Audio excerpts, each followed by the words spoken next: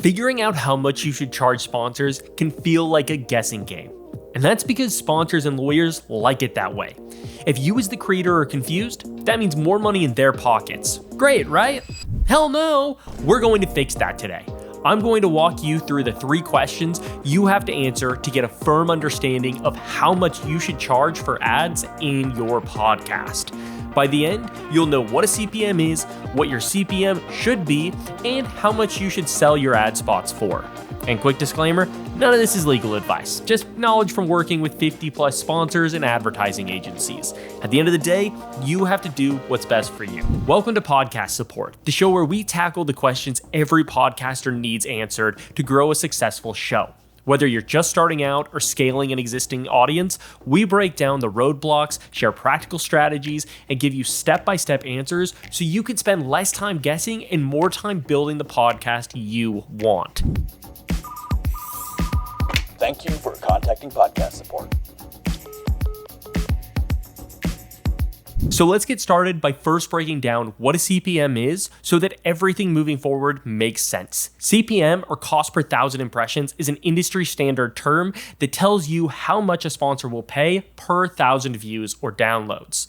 So let's say your CPM is $10 and you have 100,000 downloads per episode. You would get paid $100 per ad spot. This is the formula I just used. CPM multiplied by downloads divided by 1,000 equals ad spot price. Not all of that makes sense. Don't worry, it will in a second. But the thing to know right now is that once you've filled out this formula, you'll know how much to charge advertisers. So let's get started filling this out, and let's start by figuring out what your CPM is. The first step in identifying your CPM is understanding your podcast's niche. Now pause the video here and review the table on screen. It lists common podcast niches and their typical CPM ranges. You'll notice that categories like finance and investing generally command higher CPMs than health and wellness, but this isn't absolute. A health and wellness podcast can land at the top of its CPM range just as easily as a finance podcast can fall towards the bottom. So once you've gone and found your niche on this list,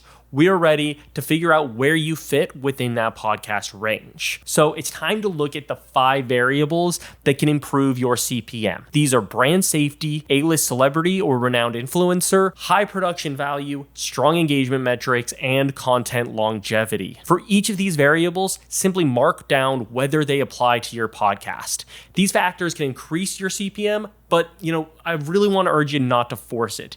If you kind of fit one of these, assume that you don't. You'll get far better results with sponsors by having a realistic CPM than by overvaluing yourself and scaring them off.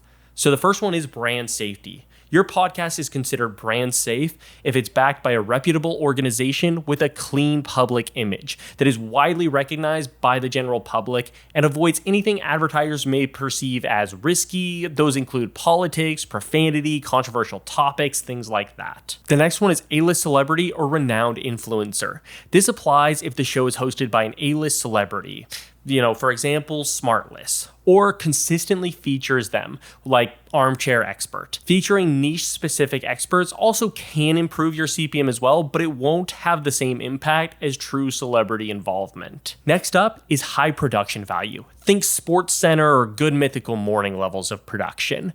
This often correlates with strong brand safety. However, for most podcasters, this level of production value is more of a trap than it is a benefit. It's expensive and rarely necessary. Next up is strong engagement metrics. If your engagement is exceptionally high, such as 50 to 60% watch time on an hour-long episode, you qualify here. Even if your numbers aren't quite that extreme, having higher engagement can boost your CPM. So definitely make sure that you look through and you know your stats and you know where you fit within normal engagement metrics. Showing these off and raising your CPM by even just a few dollars can make a significant difference in long-term revenue. Finally, we have content longevity. This applies when your episodes have a long tail.